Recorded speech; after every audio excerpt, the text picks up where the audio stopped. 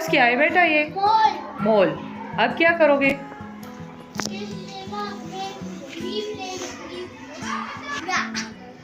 बड़ा पहले अब मीम ले लोगे।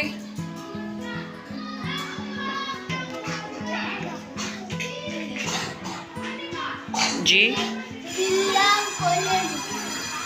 तो ये हुरूफ क्या हो जाएंगे? अलग अलग हो जाएंगे ना। होगी इस खाने में।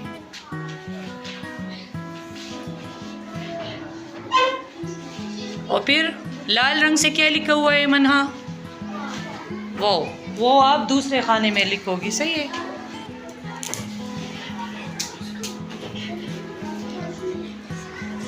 अलग करवाए शेरोज बेटा।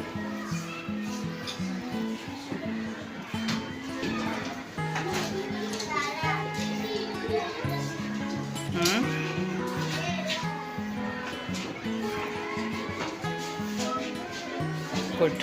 टी ओचो री चोर। अभी हम क्या कर रहे हैं? तोड़ कर रहे हैं, अलग करवा रहे लफ्जों को।